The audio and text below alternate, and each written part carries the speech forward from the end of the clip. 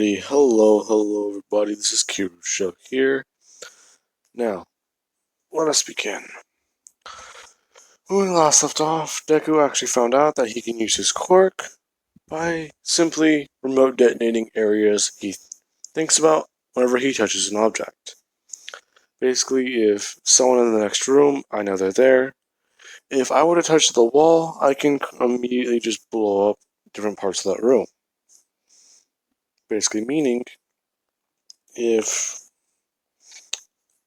you wanted to, it's basically like the evolved version of Shigaraki's quirk, where he essentially was acting like he's splashing in a puddle, and the entire city is blowing up. Well, not blowing up, but it's being ripped apart. Now, let us begin. Deku and Bakugo, they are actually out both in the hospital. Deku being treated for his arms, while Bakugo is being treated for his ribs.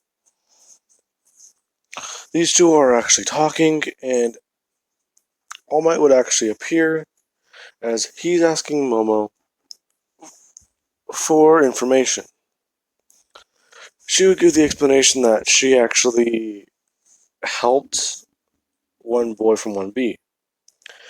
He actually made a pretty big impact because he actually kind of saved her. Not only that, but they worked together and they were able to tag a Nomu with a tracker.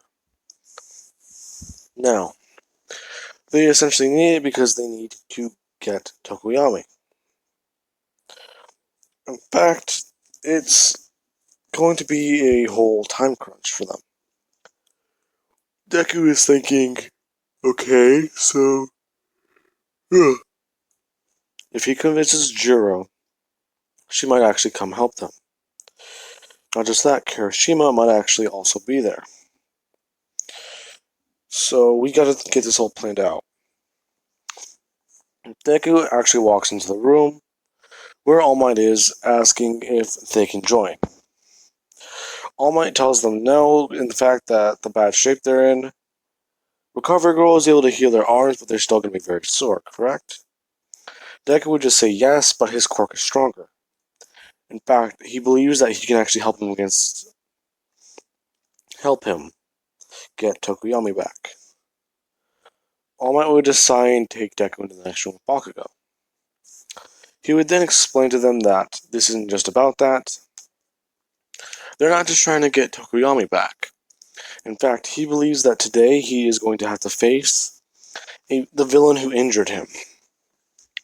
Which, so much surprise, these three. Kirishima walks into the room, saying that he's back and he got drinks from the vending machine. Why is everyone talking? Wait. Oh. Hi, All Might. Did something happen? Kirishima, now is not the time. Just sit down, shut up. Okay, anyways, what's going on? After All Might gives the explanation, Kirishima is also in shock, trying not to crush the can he has in his hand. Now then. After this, I want to go on explaining that All For One is a villain he faced. In fact, he was one of the first quirk users. His ability was to be able to store quirks and take them away. In fact, he created One For All. The quirk the brother had essentially was useless, but whenever he forced One For All onto his brother, the two quirks mixed, essentially being able to make a quirk that can be passed down and store energy. After giving the quirk to Mirio, it appears that it has gotten far stronger than humanly possible. In fact, that boy's been able to use the quirk, but the first time he used it, he kinda broke his arm. Okay, so you keep mentioning this Mirio guy. Are we ever gonna meet him?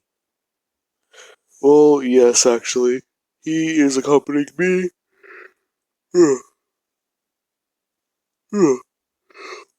On my mission to take down All For One. Now, Deku would hear this and he's just saying, you are going to need more help. All Might would just say no and just to leave it to the pros, as he walks out of the room. Deku would just think, God damn it. Okay, Momo, you're not gonna like this, but we need a tracker. We can't just leave it up to the pros, because we're gonna be pros one day. That's what heroes do. We don't just stick to the sidelines, so just please help me. You know what? For once, I gotta agree with you. All Might has seen your quirk. In fact, that guy All Might knocked out, he broke his jaw. You know how hard that is to do? What do you mean? All Might only broke his jaw. In fact, a lot of his muscle fibers, from what I've heard, were torn apart. Your quirk has gotten stronger. So has Bakugo's. I believe you guys need help. We need to get Kirishima, Todoroki, and I think Ochako, along with Jiro. Now, we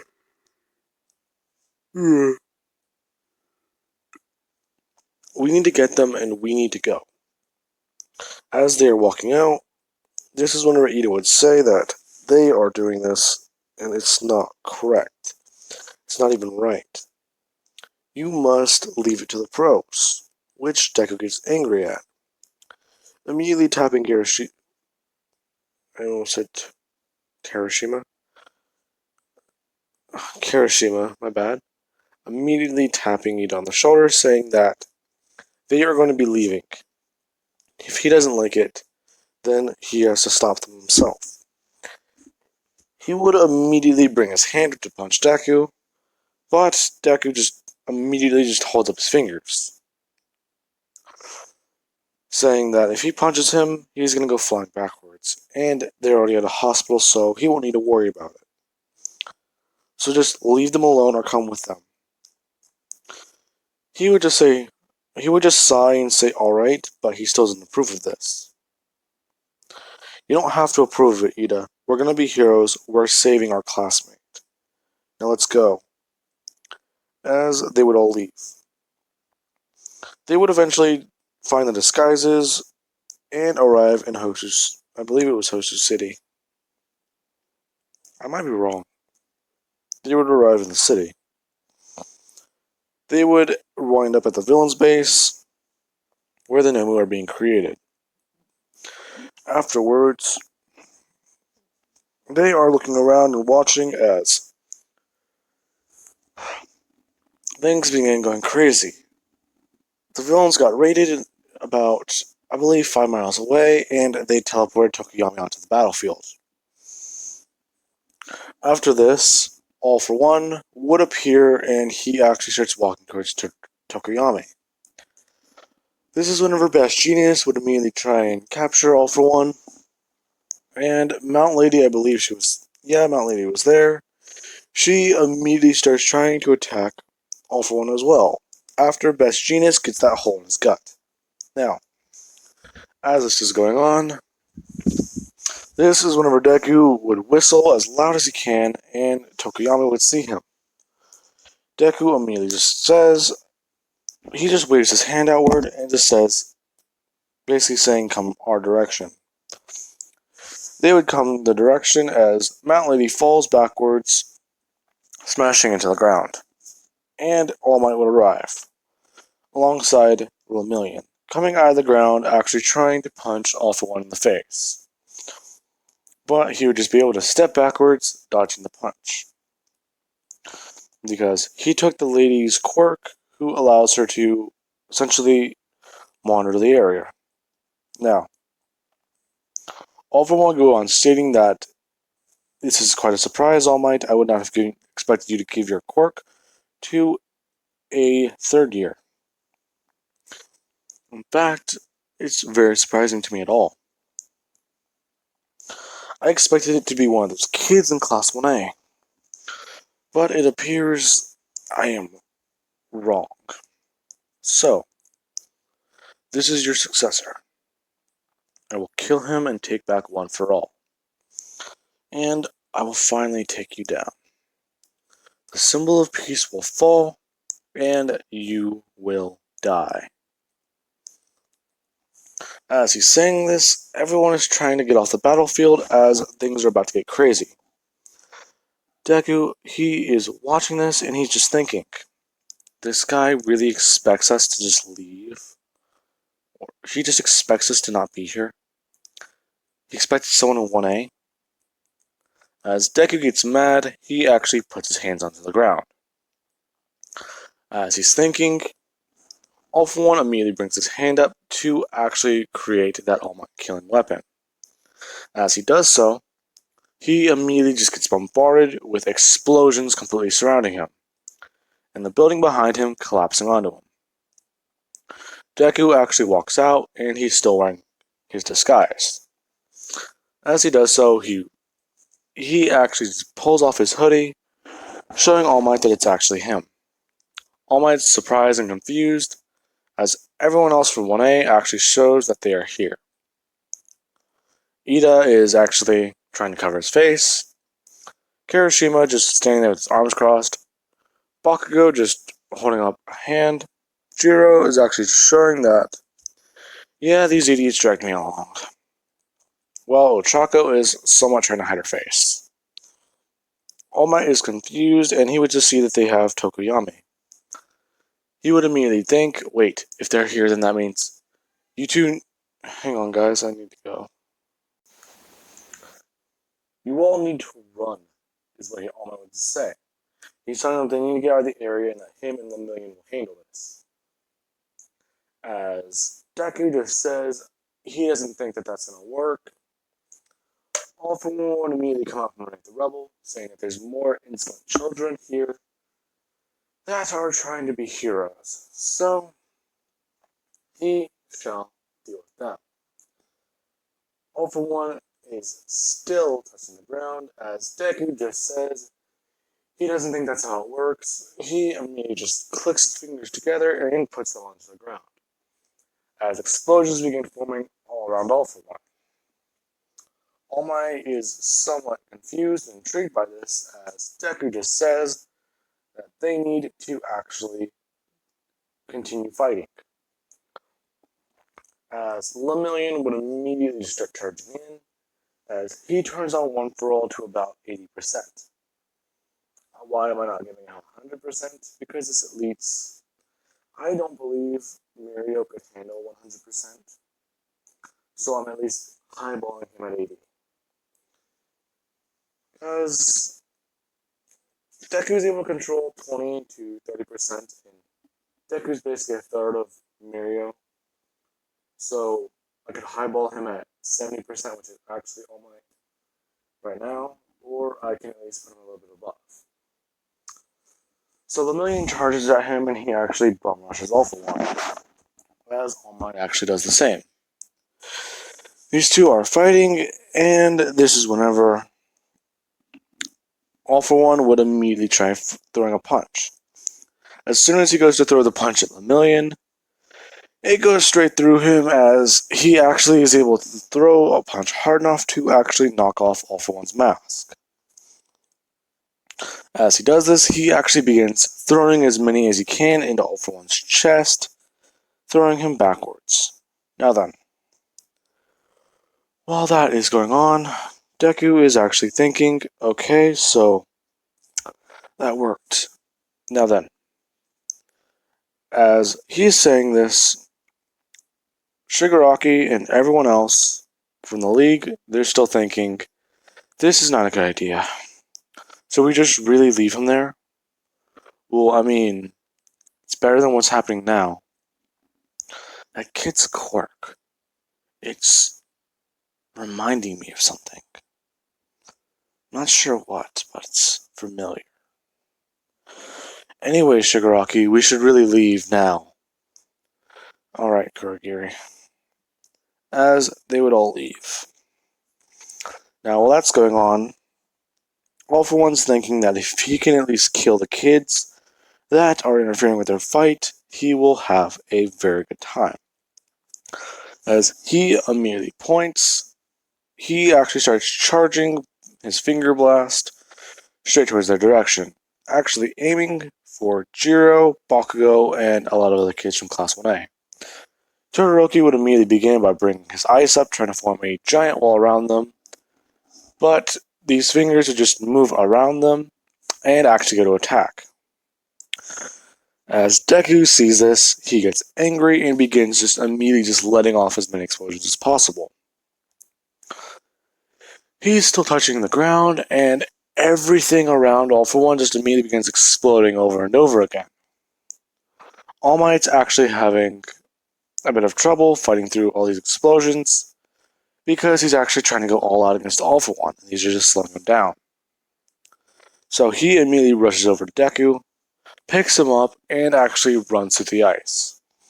As he does so, everyone in Class 1A, they would see All Might, and this is whenever they would see Todoroki was able to at least dodge one of these, but Bakugo actually got caught by his arm. Now, what I mean by caught by his arm is, it didn't stab him directly in the bone, but it at least grazed him. He's telling them that him and Lemillion will handle this. They all just need to get out of here. Not just that, all the other heroes are coming to arrive, or they are on their way. As Endeavor would show up, he would see Todoroki, and he's asking him, what is he even doing here? The pros will handle this, and Endeavor would actually jump into the fray. Now, they would actually see that essentially they might be right, as they would all leave. And the events would actually somewhat realign like canon, with All Might actually losing his buff form, and the world knowing a secret. But this time, Endeavor was actually there to help take down All For One, so All Might's injuries in the battle are not as severe. Along with the world knowing that Lemillion is actually he's actually in consideration to be the #1 hero for the future, if not the next generation. Now then, as this is going on, they are thinking about what they need to do. Bakugo would actually ask Deku that since his quirk has gotten stronger, let's test out how far. As these two are talking about that, Jiro actually runs in, running up to Deku and actually giving him a kiss. This catches him off guard, as she says, oh, if that caught you off guard, then what happens next is going to surprise you. As Ochako runs up to Bakugo and actually hugs him, giving him a kiss, catching him off guard. As Deku just looks at Bakugo, he just starts laughing, saying, so it finally happens. Now then, as he's saying this, Bakugo's trying to hold in his frustration and not to scream, or throw any explosions. He just asked what that was for, and she would just confess her feelings to him. As Bakugo just accepts this, he actually pulls her into a kiss, surprising her as she covers her face to blush and begins to float away. Now then, things would realign with canon a bit, where everyone knows All Might is now retiring, Endeavor's taking the #1 spot, and they would actually be introduced to Lemillion properly, not on the battlefield, as he walks into Class 1A and actually talks with people. He's saying that he's actually seen a lot of their quirks in the sports festival, and one thing that surprised him a lot was, as he would point to Kirishima, saying that your quirk, you were able to beat that guy who was hardened steel. But I'm a bit confused, you're rock. So, shouldn't he have won? Well, yeah, he should have, but my quirk is stronger than his. Oh, I see. That makes sense. And what about you two? I've actually heard that you guys are brothers. Yeah, we are, but what's that got to do with anything? Well, during the finals, your guys' quirks, essentially, you guys stop using them after a minute. Well, yeah, normally we don't fight with them, but yeah, and yours in the battlefield, I didn't know you can create those explosions. Those are actually new. Anyways, what are you doing here? Oh, yeah, that's right. Anyways, That was me hitting my hand into my fist. It's something Mirio does. Now then. He would say that he's actually here to fight them. In fact, he wants to test out to see how strong they really are. But just because he's going to fight them doesn't mean he's going to go all out. He's going to use his permeation, but, well, he's going to use his enhancement instead of his permeation. Everyone that knows All Might's secret basically thinks, oh no, that's right, he gave out one for all to Mirio. Oh, Jesus.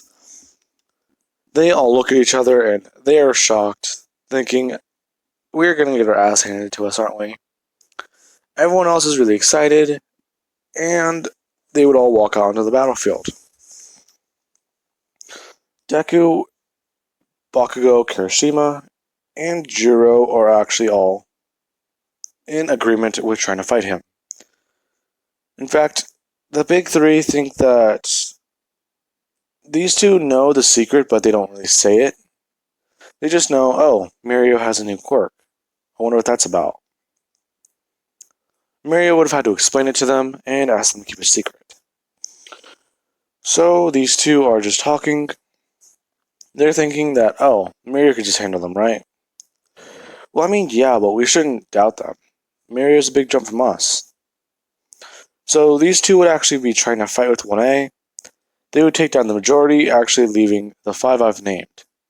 As these 5 try and fight against Mirio, they would find that it's very useless. But Jiro and Kirishima, they would have actually been able to damage Mirio because